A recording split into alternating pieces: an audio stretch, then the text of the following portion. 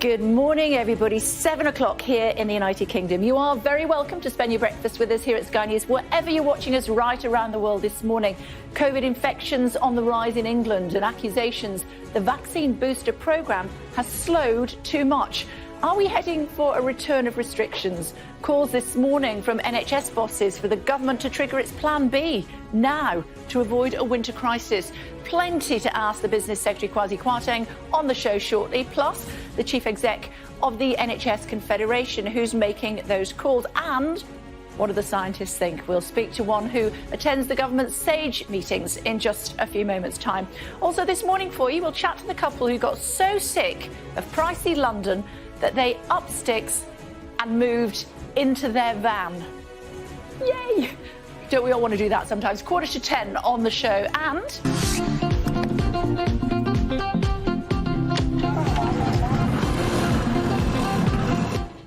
swinging Singapore, we'll speak to the co-founder of a sidecar business about tourism returning after more than a year of international COVID restrictions later on this hour. It's Wednesday, the 20th of October, Hump Day. Winter warning. NHS leaders call on the government to reintroduce their Plan B with some COVID measures such as mandatory mask wearing as infections rise.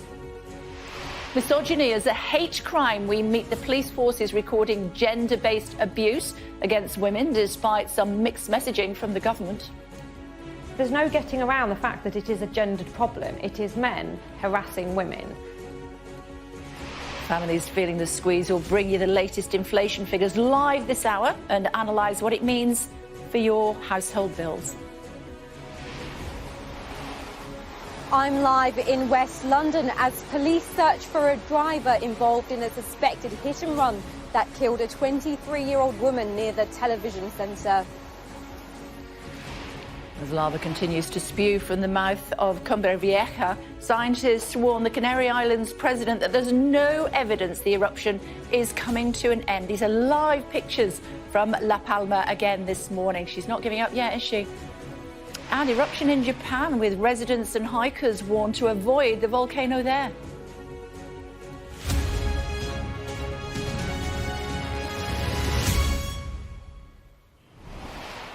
Good morning. Life has seemed like it's been gradually getting more back to normal since the last lockdown, with more people back at work and also going out with family and friends. But could we be heading for a return to some restrictions this winter? There are calls this morning from NHS leaders for the government to trigger its Plan B now and reintroduce some measures such as mask wearing in some places to avoid stumbling into a winter crisis. It comes amid rising infections and criticism the booster vaccine rollout is happening just too slowly. The Business Secretary with us in just a moment. First, let's remind you of what Plan B is, what it looks like. It's something like this. Under the plan, the public could be told clearly and urgently about the need to exercise caution to help control the virus. Face coverings would once again become a legal requirement in some settings, and the work from home mandate could be reintroduced. And the government would also have the option of making COVID vaccine certificates mandatory in certain scenarios. Well, let's talk about it in more detail. Should we join now by the Business Secretary, Kwasi Kwarteng? Hello to you. Good morning. Good morning. Don't usually start with good news, but congratulations are in order, I believe. Thank you very much. New baby in the house. It's very kind of you. How's it going? Very well, very well. I think What did you have? 4 days girl, baby girl. Oh, lovely. And I'm very, very pleased. I bet you are. My wife is very happy as well. And she's okay? Absolutely Both well? fine. Both very well, thank you. Excellent. I'm glad to hear it. Thank you. Talk to me about COVID. What on earth is going on? More than 40,000 cases a day. Why is there such a slow uptake of the vaccine booster, do you think? I think that's something that we really need to address, Kay. And as you know, it's open to everybody over the age of 50 and also vulnerable people. And I would urge people who can to take the booster jab, because the vaccination rollout has been the most successful thing we've done. And it's allowed the economy to open up. And as we opened up, as we hit the fourth phase in July, it was clear that we had to live with the virus, and it was likely as we opened up that there would be more cases. Now, the critical thing, as my colleague, the Health Secretary, has said, is about hospitalisation and also deaths. And thank God, those figures are much, much lower than they were certainly at the beginning of the year. Although still going out, 223 deaths yesterday. It's a situation that we're concerned about. But you'll remember at the beginning of the year, we had hundreds, if not thousands a day. But mercifully, that hasn't happened. And as the Health Secretary said, it's something we're going to have to live with. And I think we are managing the situation. He went further than that, reasonably. didn't he? He said it was going to be a particularly tough winter. How worried are you, I should say, about the NHS being overwhelmed? I think winter's always difficult, as you know, because there are lots of things going around, lots of viruses. And it's a particularly vulnerable time for lots of elderly people and people in our country, and also for the health service. I think with coronavirus, it does add an extra complication. But we're confident that with the vaccine rollouts, with the extra booster jab take-up, the situation can be managed well. OK. Let me take you back to older people not wanting this vaccine booster. Now, you may remember I worked in a vaccine hub at the start of the year. And one of the concerns was a lot of older people came in, and if it was a Pfizer booster, if it was a Pfizer inoculation, they didn't want it. They didn't want Pfizer, they wanted AstraZeneca. If you've had AstraZeneca, you're now mixing it with Pfizer. How are you going to convince them that that is the right way forward? And if not, would you consider bringing back AZ for older people? I think we just have to push the message. And certainly at the beginning of the whole vaccination process, there were groups of people that were quite reluctant to take up the vaccination. Some older people, but particularly people from ethnic minorities. But we actually did a good job in encouraging people who were reluctant to take up the vaccination. And that's what I think we will be doing, certainly to drive up so uptake. What are you going to do? How are you going to make that happen? Because it's not working at the moment. Well, I think it can work. I think people need to be told. Campaign? What are we talking about? Well, we need to get the communication out there, and that's what we're doing, and that's what Plan B, I'm sure, will involve. And we need to get people more awareness, people more comfortable with the different vaccinations. And what if they want AstraZeneca? Will you bring that I think back? For now, we want to stick to the Pfizer and get the booster jab campaign up and running, and that's what we're focusing on. What's it's that going to be campaign difficult. look like? Well, it's just communication, making sure that people understand that the vaccination rollout is key to protecting themselves and their families, and that's something that we can keep people like me on shows like this can keep pushing that message. But you have said that's what Plan B would involve, so obviously it's been And other thought things, through. I mean, you mentioned them. You mentioned the other issues. What about these walk-in centres? Because the walk-in centres are virtually empty, is what we're being told anecdotally, because people are being told they shouldn't go to have a jab until they're called up by the NHS. That's mixed messaging. No, let me be very clear about this. Please. I think that people who are eligible for a booster, particularly people over the age of 50, other vulnerable groups, should be taking up the booster jab, because that's clearly the best way. That's clearly the best way to protect themselves and also their families and people they care about, and the wider community. Sure, of course, that's why we all have vaccinations, isn't it? 12 to 15-year-olds, 90% of them are unvaccinated. Why is that not working? 200,000 children off school last week with COVID. I think it is working, but we just need a faster rollout. I mean, it's easy to say that things aren't working when they've just started, or we need to push them more. It's been going on for weeks, though, hasn't it? We need to push them more, dynamically, but it is working. So you acknowledge that it's not been pushed dynamically enough at this stage? Well, I'm saying that we could always do better. We can always improve, Kay. You know that. Nothing is ever going to be, perfect, but we can be more dynamic in pushing it, and that's what I would urge people to do. Because 10% uptake's not enough, is it? No, we need to increase that. OK. Plan B, we've been talking about Plan B. Let me just ask you about, sorry, I forgot about lateral flows. Are they going to continue to be free? I think so. I hope so. But let's see what happens. Because they weren't going to be, were they? You were going to start charging for them. You weren't going to give them away if people rang the NHS or went onto the app and ordered them. It was no longer going to be free. But I was reading in the paper this morning that that's a bit of a U-turn overnight. Is that your understanding? Well, I'm assuming that it'll continue to be free, but I don't know what the precise detail is on that. OK. Plan B. Now hearing about Plan B plus. Do you know what that might be looking at? Suggestions that there could be restrictions on holidays again? No, I don't think so. Look, I think the conversation about restrictions on travel, restrictions on, more lockdowns is completely unhelpful. I think we've had a huge job of work getting the vaccine rollout to the point that we could reopen the economy. That was the main thing we were focused on this year. That has worked. And what we want to do is manage the situation as it is. We don't want to go back into lockdown or into further restrictions. Did say that this time last year, though? Well, last year, we didn't have a vaccine. This time last year, we didn't have a vaccine. The vaccine has changed our total approach to this and has given us a measure of security, which everyone is enjoying, and that's why we've managed to open up the economy. As long as people take up the boosters? Yeah, no, I would say that repeatedly. I mean, people should. Important. That is very important, Kay, you're right. OK, Stephen Riker, who, as you know, is a member of SAGE, is advocating Plan C and saying that we can't rule out another lockdown. No, I would rule that out. Clearly, throughout this process, there have been people saying the lockdown was unnecessary, and there have been other people saying we should continue the lockdown. We've really plotted a path between those two extremes. I think it's worked. And that's why, Kay, one of the reasons, we've got the fastest growing economy in the G7. It's 7.5% this year. That's the prediction, which is faster than any other comparable country, certainly in the G7. And there's a reason for that. And that's because we've managed to successfully roll out the vaccine and reopen the economy. And that's something that I think I'm very grateful for. OK, let's just hammer home the point before we go on to energy. People watching this morning, getting the kids ready or half-term or whatever it might be. You'll be finding yourself in that position before you know it, trust me. You need to take up your booster. The kids need to be vaccinated in order for us not to go back to where we were this time last year. I think that's absolutely a fair message. I think we should just keep rolling out the vaccination. I mean, that's what's given us the security and the safety that we enjoy at the moment. And do you think we're going to have those boosters every year? I don't know. Look, I mean, we have flu that comes back regularly. It may well be that COVID is in that category.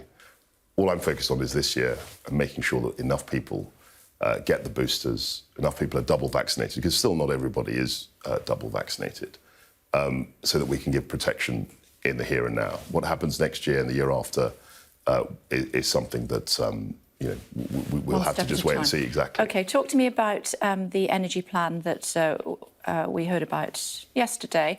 Our Tamara has been reading it. She missed Succession last night so that she could read the document and brief me up on it. It's certainly genuinely world-leading. But a lot of people with old drafty houses and diesel cars are going to be saying, how much is this going to cost me? I think that's a fair question. But if you actually look at what the strategy says and what it's trying to do, is that it's trying to actually attract huge amounts of private investment into the UK. And what happens with private investment is that the unit costs of the energy actually is driven down. It's lower, it's cheaper. And this is what happened with offshore wind. I mean, if you look back, even in 2012, 40% of our electricity came from burning coal. Today, that's about between 1% and 2%. And the big difference has been renewables. And if we look back over the last 9 years, the cost of those renewables has gone down hugely, something like 2/3. So more investment actually in diverse energy sources is actually going to reduce costs in the medium and long term. And I think that's a good thing. Insulate our homes. These heat pumps are not going to work, are they? Well, the heat pumps, we've got boiler upgrade grants. We've got huge incentives for people to make that transition. And also we're making sure that new build houses have a higher standard of energy efficiency than older houses. There's still issues with retrofit. We've had various schemes, and we're looking at schemes now to encourage people and also to incentivise making sure that our homes are more energy efficient. Shouldn't the government be saying, from today, any new home that is built in the UK should have a heat pump? We're not having gas boilers in new homes anymore. So there are a range of sources of energy supply. Heat pumps are a great source, and we want to increase that. There are things called heat networks if you live in apartments, and I've seen them in London particularly, and they're going to be more widely adopted. So yes, heat pumps are absolutely central, but there are other forms of Yeah, I suppose my question is, gas boilers should not be being put into houses that are being built from today. Yeah, I mean, we've said that the gas boiler will be phased out. But why not do it today? Why do that? Why not just say? Because, as you say, it's very costly. I mean, what we don't want to do. I mean, it's a fine line you have to tread between making the transition and essentially forcing people, imposing costs on people to make the transition. And what we want to do is to keep people with us on the transition, on the journey. Yeah.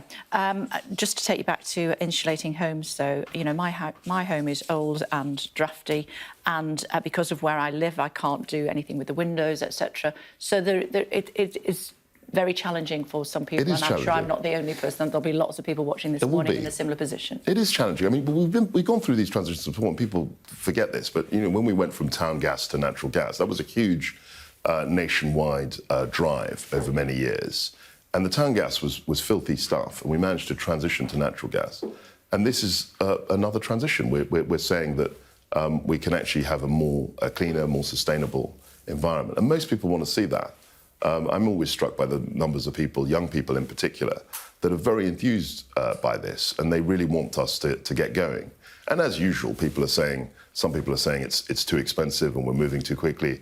A lot of other people are saying we're not moving fast enough. And that's an important debate to have in a democracy. Talking about how much it's going to cost to power industry, given the increase in energy prices. Obviously, you sort of seem to get at cross purposes with the Treasury over that a couple of weeks ago, and they were saying that you were basically making things up. I don't know where that came from. It must have made you very cross. I'd have been very cross if people were telling me I was telling porkies. You know, I speak to the Chancellor, we speak together. You would expect responsible people watching this programme would expect government departments to be talking to each other, and that's exactly what we do. I don't know where that particular remark came from. Well, I do, because it was somebody from the Treasury who spoke to our deputy... well, I don't know about deputy that. political editor. I don't know. And they said he's just making it up. I don't know anything about that. And actually, trust me, I'm not lying to you. That's what happened. That may be what happened, but then you'll remember... How cross are you about that? You will remember, Kay, you know, we said that we speak to each other all the time. The Prime Minister, number 10, said we speak to, as you would expect, you expect the Secretary of State for Business to be speaking to the Chancellor and the relevant teams to be talking, and that's what we do. Which is why I can't understand that they would say something like that. It's just divisive. Well, maybe you should ask them. Yeah, but because you're here, I'm asking you. No, I just want to say that we have very good relations. I mean, I spoke to the Chancellor only yesterday, saw him at Cabinet, and he congratulated me on the birth of my child, so...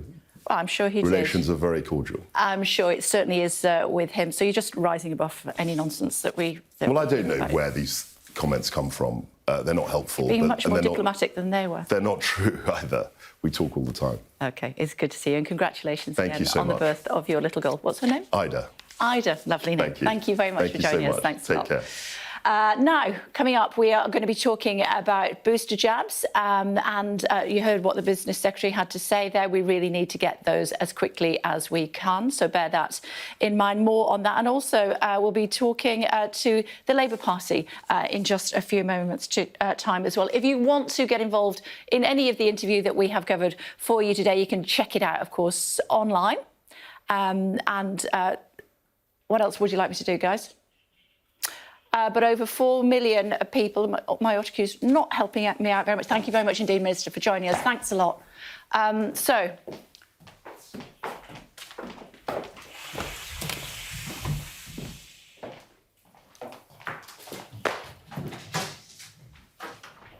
OK, still to come on the programme. We got there eventually, didn't we? Still to come on the programme for you. The NHS Confederation calls on the government to implement a Plan B for containing coronavirus cases this winter. We'll speak to the Chief Exec at 7:35. As the world continues to open up, we'll head over to Singapore to see how the tourism industry there is getting its wheels in motion once again. And at 8:20, we'll speak to Labour's Shadow Chief Secretary to the Treasury, Bridget Phillipson, as they call on the government to do more to protect the living standards of millions of people in the country. Breaking news this morning for you. Latest inflation figures are out. Helen Ann is here. Hi, what do they say? Good morning, Kay. So inflation, the 12 months to September, inflation's gone up by 3.1%. That's actually fractionally lower than what inflation was last month. Last month, the 12 months to August, inflation jumped up by a huge amount, the biggest on record, to 3.2%. So it looks on the surface like that 3.1%, fractionally lower, perhaps a little bit of good news, perhaps a bit of cooling in the economy. But that actually really doesn't tell the full story at all, because last month, the 12 months to August, there were a few particular reasons why inflation was very, very high indeed, not least that Eat Out to Help Out scheme that we all had. We all enjoyed those big discounts a year ago in August. So actually, a lot of economists will be saying that little, ever so slight drop in the rise of inflation this month, actually nothing really when you look at kind of the fact that the economy is still very, very hot, prices still rising very, very high. And the real concern is that a lot of those forces that are pushing inflation up absolutely likely to continue into the autumn. Energy price rises, we've heard so much about that, haven't we, Kay? The supply chain crisis, the labour crisis, all of these things, big costs on business, and those ultimately likely to get passed to the consumer. The September figures, they really matter because they set business rates going forward, the amount that businesses are going to pay. The September inflation figures also set the state pension as well. So these figures very important. And of course, Kay, as this inflation, this heating of the economy continues, a lot of eyes as well on the Governor of the Bank of England. Will he put those interest rates up? There was a bit of a hint from him over the last couple of days that action might come. The next meeting of the Monetary Policy Committee, that committee that sets interest rates, that's on the 4th of November.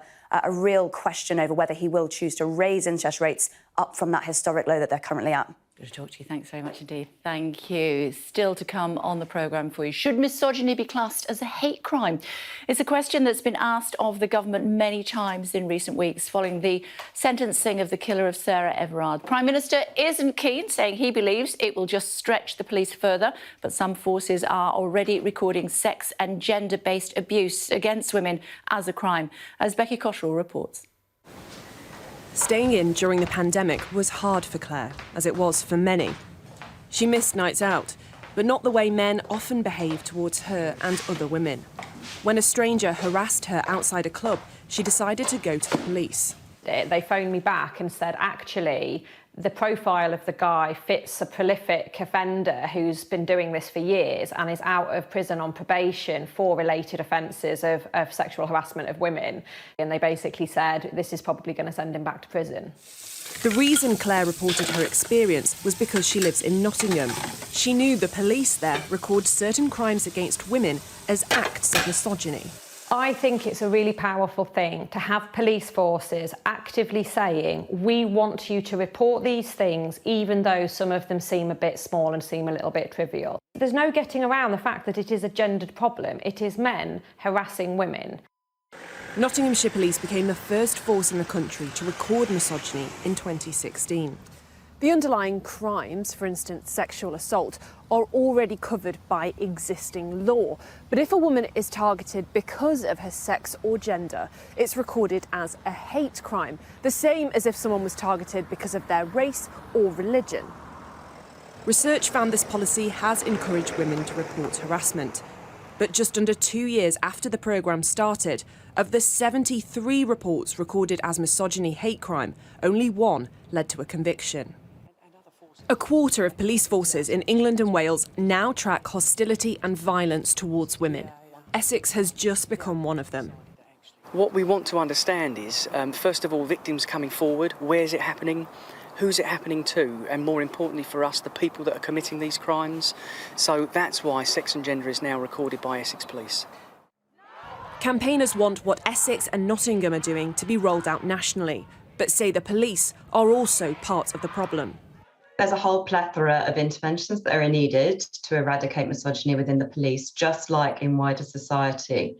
At the moment, we know as Refuge, only 1 in 5 of the women that we support will report to the police. They have absolutely no confidence in them. The Prime Minister doesn't support making misogyny a hate crime. He worries it will be an extra burden on police.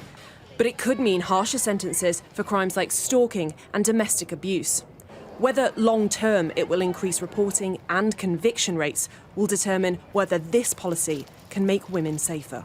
Becky Cottrell, Sky News. We are going to talk more about that later in the programme with the former Nottinghamshire Police Chief, and that's Chief Constable, forgive me, Sue Fish, and that's at 9:20. Other news, police are appealing for drivers with dash cam footage to come forward after a young woman died in a suspected hit and run in West London, near the television centre there. Aisha is standing by for us. Hi, Aisha, tell us more. Well, the incident happened here on Wood Lane yesterday morning. It's an incredibly busy road right near the A40 Westway junction, very close to the television centre as well. Police were called out after receiving reports that there was a person in the carriageway. They arrived alongside paramedics, the first crew of paramedics arriving within less than 5 minutes. But unfortunately, it was confirmed at the scene that the woman, who they believe to be 23 years old, had lost her life. Now, they believe that this was a hit and run. Police said that she sustained injuries that you'd expect to see after a road traffic collision, and that no driver stopped at the scene. So they're very much treating it as a hit and run, appealing for any information, any witnesses and anyone with dash cam footage to get in touch. OK, thank you. Thanks very much. If you've got dash cam footage, contact the police. Young girl killed, possibly by a hit-and-run driver. They want to know more information about that. It was near Television Centre yesterday morning. Looking at some of the other stories making headlines for you this morning, the Foreign Secretary Liz Truss is heading to the Gulf today in a bid to boost economic and security ties with Saudi Arabia. Ms Truss will meet her Saudi counterpart, Prince Faisal bin Farhan, and the Emir of Qatar, as Britain moves closer towards starting negotiations with the Gulf Cooperation Council, which includes both Saudi and Qatar. North Korea has confirmed that it successfully tested a new submarine-launched ballistic missile. The report from state media comes after authorities in South Korea and Japan detected an apparent weapons test yesterday. North Korea has released these pictures, believed to be the launch. Not known whether leader Kim Jong-un attended. A warning: some domestic abusers are using their victims' immigration status to control them. A report by the Domestic Abuse Commissioner found that some migrants are being forced to stay with perpetrators because they can't access the money that they need to escape. And more on that story for you when Nicole Jacobs will be joining us on the programme. That's coming up just a little bit later on as well.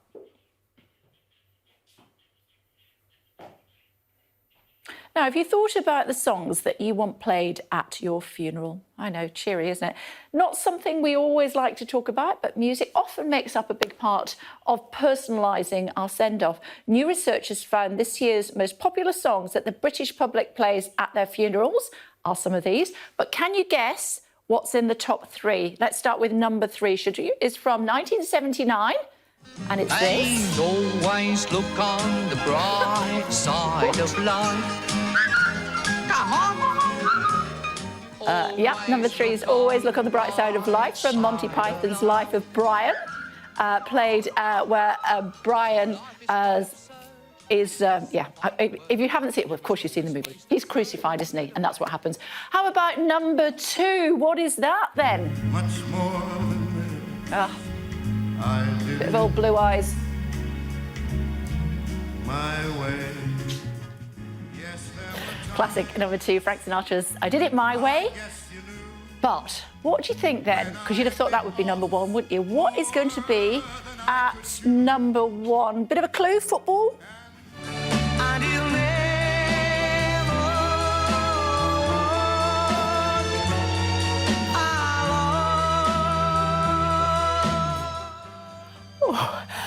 Makes you all emotional. Jerry and the Pacemakers, of course, their version of You'll Never Walk Alone, number one. Many of you will know this song as the anthem for Liverpool FC, and it's been thought to have been played at more than 9,000 funerals in the last year alone. You'll Never Walk Alone. Quick look at what would you have played at your funeral? Why don't you send me a tweet and let me know at Kay Burley. What do you want to hear at your funeral? Is it You'll Never Walk Alone? Is it Always Look on the Bright Side of Life? Let me know your thoughts. At Kay Burley. Quick look at the weather. Next few days will be colder with bands of rain moving through to leave blustery showers.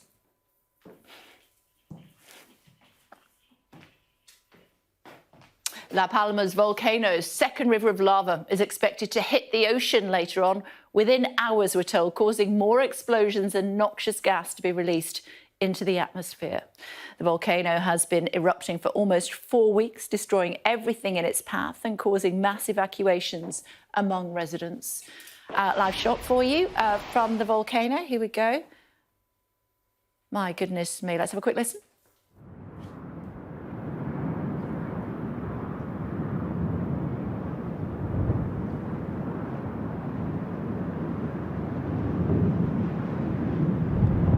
Well, La Palma isn't the only place currently experiencing volcanic activity. Talking about La Palma later on in the programme in more detail. Volcano in southern Japan, though, as well. That's erupted, sending a massive column of grey smoke billowing into the sky there as well. Concern for the animals there, I'm sure. Authorities have raised the warning level for Mount Aso to 3 on a scale of 1 to 5, warning hikers and residents to avoid the mountain. I think if you saw that spewing out of the top, you would probably want to avoid it anyway, wouldn't you? But that's the warning. It's on level 3.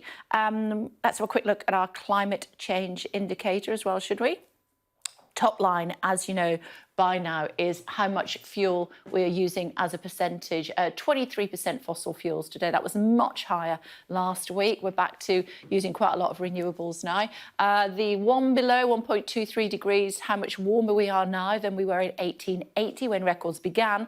Below that, how long it might take, according to some scientists, to get to a level of 1.5 degrees Celsius, the point of no return, say some 11 years and counting, says our calculator this morning. And the one at the bottom is the millions of tonnes of CO2 emissions.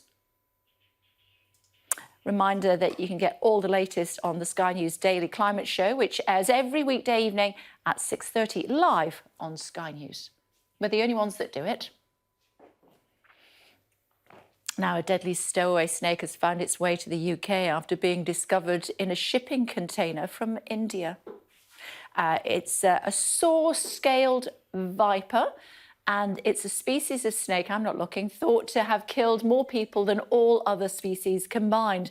Thankfully, though, it's been contained in a box and is living in a sealed room at South Essex Wildlife Hospital. It's hoped a suitable facility will be able to give the snake a proper home soon. He's not coming to me, is all I'm saying. Still to come, as the NHS Confederation warns that the UK needs to implement a Plan B to prevent the UK stumbling into a winter crisis. We'll speak to the group's chief executive, Matthew Taylor.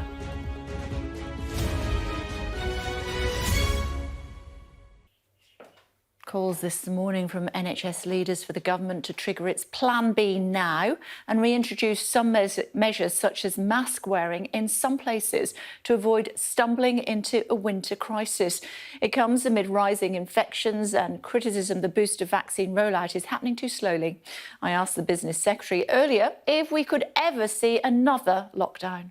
The conversation about restrictions on travel, restrictions on, more lockdowns is completely unhelpful. I think we've had a huge job of work getting the vaccine rollout to the point that we could reopen the economy. That was the main thing we were focused on this year. That has worked.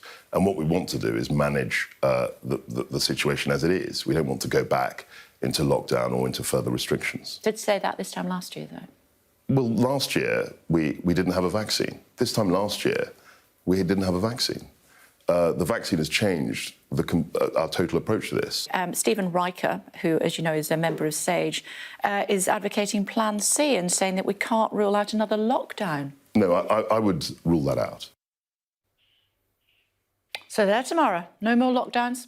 Yes, rather chilling reminder of last winter when the government thought that the NHS could cope over Christmas, and of course we ended up with a very severe lockdown in January. The Cabinet Minister says we're not having another lockdown. Talk of lockdowns and travel restrictions is unhelpful, he says, and while it will be a tough winter, and that's what the Health Secretary said yesterday, the Prime Minister is saying that hospitalisations are broadly flat. The problem is, of course, that we now have the highest rate of new cases in Europe, and they are in schools, they are across the country, and the government's very concerned about the slow rollout of the booster programme. I can tell you that we're going to get a big information campaign starting on Friday, encouraging everyone who is eligible for a booster, which is everyone over 50 and those who are vulnerable, to go and get one, because... Why wouldn't he tell me that when I was asking him? Yeah, because waning immunity is... The message of that campaign is that waning immunity is real. We had our successful vaccine rollout early in the year. That immunity does wane over time, and people do need to go and have that booster if they are eligible in order to top it up. Otherwise, you risk COVID cases really surging over the coming months. But we've also got a warning today from the NHS Confederation. This is NHS leaders across England, Wales, Scotland and Northern Ireland saying we need Plan B now. Those measures like working from home, millions of people working from home has a huge impact on the spread of the virus, and they're telling the Prime Minister we need that now. The message from Number 10 thus far has been we have no plans to bring them in. Thank you very much. Tomorrow's take at 9 o'clock. We're lucky to have the Chief Exec of the NHS Confederation with us now, and that is Matthew Taylor. Hello to you, Mr. Taylor. Thank you for joining us this morning. I'm sure you heard what the Minister said today, saying we don't need the Plan B at the moment, no more lockdowns. What we need is people to take up their boosters and vaccinations. So the government said that the criteria for determining whether or not we enacted elements of Plan B was the position of the health service. And the health service is facing a perfect storm. It's the combination of three things. It is the fact that winter is always tough for the health service for various reasons. It's the fact that we have got thousands of COVID patients in hospital, and it looks like those numbers are rising in line with the rising infection rate. And we've also got the huge demand, pent-up demand that's built up over the last 18 months, not just people on waiting lists, but people who haven't been to see the doctor, some of whom are now presenting with quite challenging symptoms. So the health service is working incredibly hard and has managed to get many services back on track and even to chip away at those waiting lists. But every health service leader I speak to says that they are right at the edge. And we're already missing important targets, missing targets on waiting times in emergency departments, missing ambulance response targets, missing targets on waiting lists. And that's the situation now in the middle of October. So we know that things are almost inevitably going to get worse. And the question is simply this: do we accept some inconveniences, the inconveniences of Plan B, and do we recognise that as a nation we need to get behind our health and care system over the next months? Or do we somehow cross our fingers and hope that the almost inevitable doesn't happen and stumble into a crisis? The Minister, I did push him on that, sir, and the Minister said it's just not helpful to talk about restrictions. We need to get the economy back on track again, and all this talk of restrictions and potential lockdowns, it's not going to happen.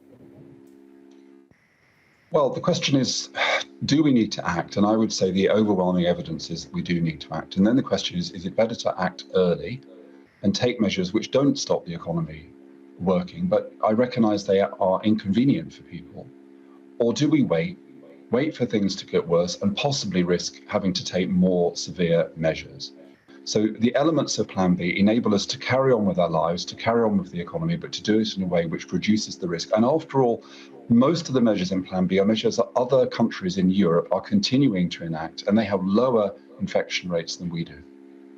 But the difference, the Minister was saying, is the vaccination programme. We didn't have the vaccination programme this time last year, and although we can see people are getting COVID perhaps for the second time, it's not as severe and not as many people are dying from COVID as we saw at the beginning of the year. Yes, but as you've just discussed, we have the issue of waning immunity. We don't know exactly what's going on, but it does look as though part of what's driving more cases and then further down the line, more hospitalisation is that waning immunity. It is absolutely vital that people take up the opportunity of the booster jabs and get a flu jab.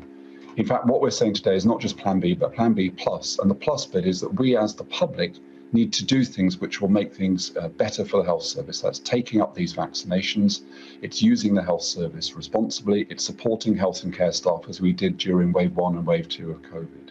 So it's absolutely vital we do that, but the reality is those numbers are rising, they're continuing to rise, and that's why we need to act now, because the effect of acting now will not be felt for a few weeks, but if we don't act now, already we're in a situation where it is likely that in 2 or 3 weeks things are going to be worse. So that's why we need to act immediately. But it sounds as though you're on the same page as the government.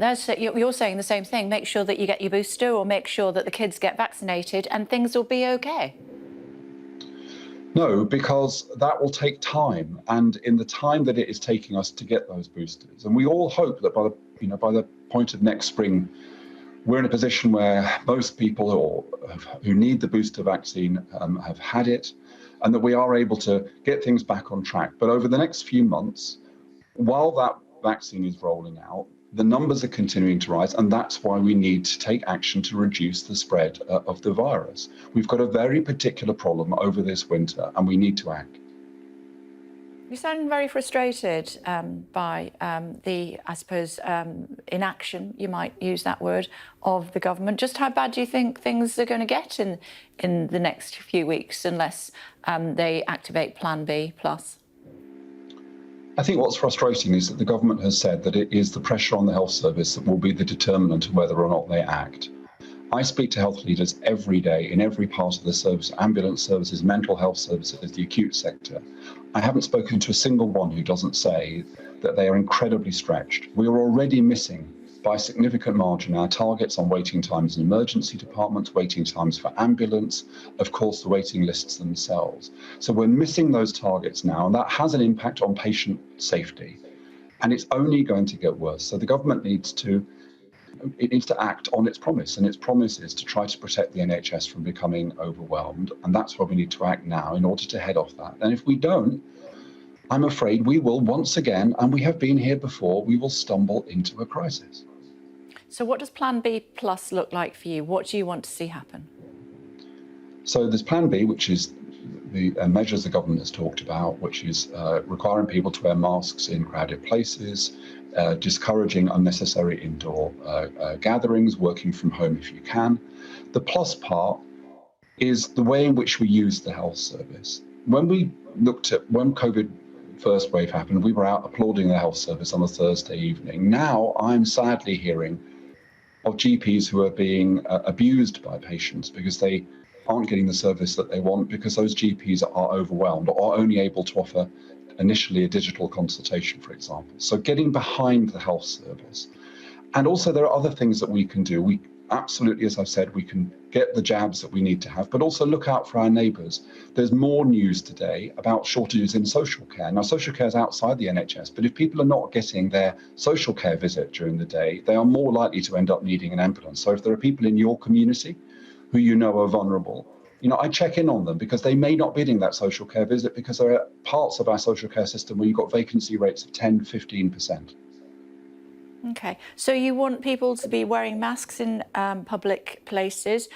Do you want travel restrictions, people not going overseas on holiday, perhaps the return of the red list? And do you want kids to still be going to school? Just explain to me in more detail what it is that you're looking for that the government is not doing at the moment.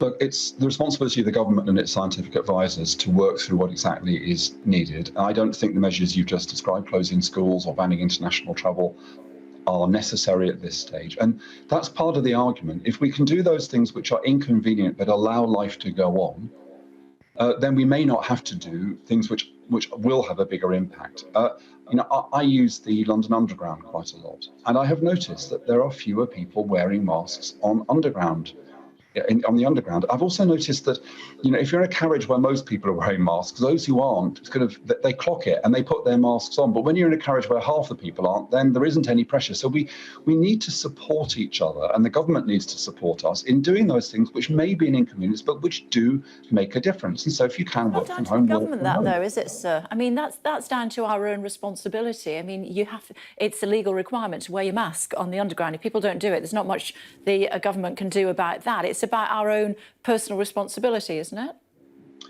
Well, it is, but government plays an important role in shaping the national conversation. And I think that's why we're calling this Plan B plus, because we're calling on the government to urge a national mobilisation behind our health and care system, to recognise the inevitability of an incredibly difficult few months ahead, and to give a very clear message to the public. And that does make a difference. So yes, we should all take responsibility. But if we've heard the government say, look, this is the crisis that we're facing, you do need to act, then it reminds us, and it emboldens us to say to the person sitting next to us on the tube, you've forgotten your mask, or to say to our employer, look, actually, I can do this from home. So government messaging does help each of us to do the right thing. Just before I let you go, Mr. Taylor, one of the other vaccines available or potentially available soon would be Valneva. Do you know about that vaccine? Tell us about why we're not using that at the moment. I know I don't know about that. Look, the important thing is the availability of vaccines overall. And what I don't want people to feel is that, in a sense, they're not able to get vaccinations. If you are in the category that is supposed to be getting a booster jab or getting a flu jab, then it is there. The services are available, and you need to go out and get it. OK, good to talk to you. Thanks for joining us on the programme this morning. Thank you. Somebody who knows quite a lot about Valneva is David Lawrence. He's the Chief Financial Officer, and he joins us now. Hello to you. Thank you very much indeed for joining us on the programme. Tell me about your data and the immune response to the vaccine. Hi, Kay. Good morning. Yeah, so we've had our phase 3 top-line results on Monday, and the immunogenicity results are excellent, actually. The AZ vaccine, we think, is a very good vaccine, but we've beaten that in the study design that we agreed with the MHRA. So really good immunogenicity results and excellent seroconversion, excellent safety. So really pleased with our results. Why is the UK government not using it at the moment? Well, the first thing to say is it's not approved. So we've started our regulatory process with the MHRA. And clearly this data is part of that regulatory submission. So what we're trying to do now is finish off that submission and get approval as quickly as we can so that we can get our vaccine out to people who need it. OK, and how would that dovetail with the other vaccines that are being used in the UK at the moment? So in the UK, the government's cancelled its order, so currently it wouldn't be used with the other vaccines in the UK. No, I'm saying going forward, how would you want it to be used if you did get the necessary certification? Yeah, so I think there are some people who are reluctant to take one of the new vaccine platforms, so one of the new technologies like mRNA or adenovirus. So we would be part of the portfolio that's rolled out in the future in the UK. In the same way as we've got people who haven't been vaccinated yet in many countries who are also hesitant, not so much towards vaccines in general, but towards new vaccine technologies. OK. And what did the government say to you when they terminated your contract?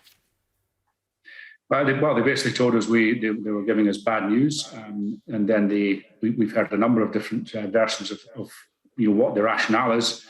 And we still really don't understand, but we're working very closely with them to try and get to a settlement position with the termination. OK. Good to talk to you. Thanks for taking the time to join us this morning. Thank you. Bye-bye. Let's tell you about what's happening in Singapore. We can go there again now, can't we? Offering quarantine-free travel for international arrivals fully vaccinated against coronavirus. It means the country's tourism industry will once again be able to prosper after more than a year of inactivity. Joined by the co-founder of Singapore Sidecars, and that's Simon Wong. Hi, Simon. Hello there. How are you doing, Kay? Welcome to drizzly Singapore. Oh, fantastic. It looks great behind you. Thanks for joining us. What difference has it made now the travel restrictions have been lifted? Hopefully we'll get Simon back in just a moment or two. I think you're still there, Simon. Tell us what the difference to the lifting of travel restrictions has made to you. Can you hear me? I can, yeah. Yep. Hold on. It's great because the first plane load of Brits arrived this morning, and we had a plane load of folks from Amsterdam. Lovely. They landed right in the middle of the monsoon, but hopefully the sun starts coming up again soon. It's going to make a big difference to us. During the COVID period, we lost about 70% of folks that typically turn up and take a Singapore sidecar ride. The local market grew a little bit, but with the return of air travel, hopefully we'll see a slow increase. Fantastic. Now, they look fantastic, those sidecars beside you and behind you there. What happens? People just sort of put their helmet on and you whiz them around the city? They stick on their helmets and then we take them around all the different heritage districts. There's a nice menu to choose from. There's the colonial area. There's Kampong Glam, which is the Arab street area. It was one of the oldest parts of Singapore where the Malay Sultan used to live.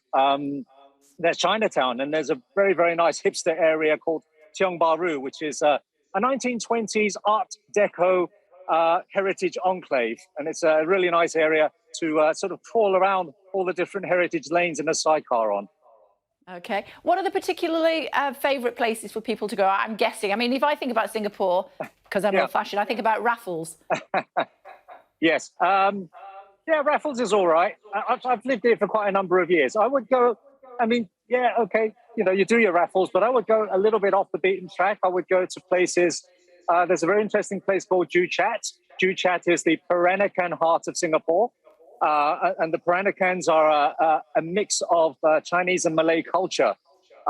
Very, very interesting architecture. And again, perfect for exploring by sidecar because you're going down all these little heritage lanes and alleyways around the back of all these old shop houses. You'd normally miss that if you were just walking around the sort of touristy areas. Okay. And the burials in Singapore are interesting as well in that you don't bury people, do you? There's not enough space. So, no, not many people get buried. Yeah, everyone ends up in a crematorium in a nice little box on a shelf, numbered. Yes, I know. And depending, I'm guessing how much money you've got is to how far you are to the front of the shelf. Yeah, I don't think there's much of a differentiation, but yeah, maybe a little bit, might be a little bit of a, you know, gold lining on your shelf or something. So that's some sides of the culture of Singapore. You're obviously wanting Brits to come again. It's been quite a challenge, I'm sure. As you said, you lost such a big percentage of your business. Are you hoping that's going to pick up very quickly now?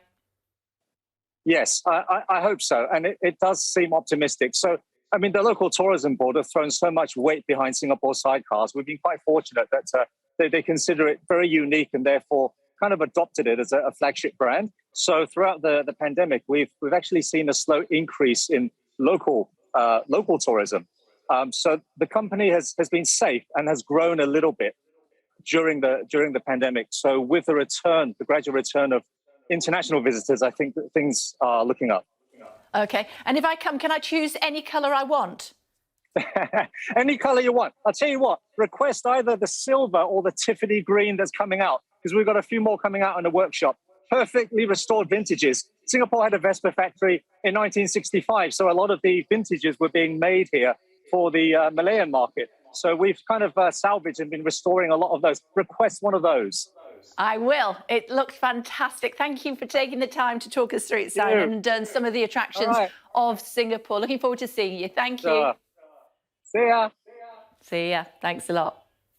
Somewhere I won't be going anytime soon is La Palma. This is what's happening there. These are live pictures of the volcano continuing to erupt. 1971 was the last time that the volcano erupted on La Palma. It doesn't look as though it's giving up anytime soon, does it? The latest that we're hearing is that the second stream of lava from the volcano is now just hours away from the sea. And if you were with us last week, you'll know what happens when it hits the sea. We do see toxic gases. Very bad for the local community, also very bad for the tourism industry on the island. Talking about that in the next hour here on Sky. Do stay tuned our way.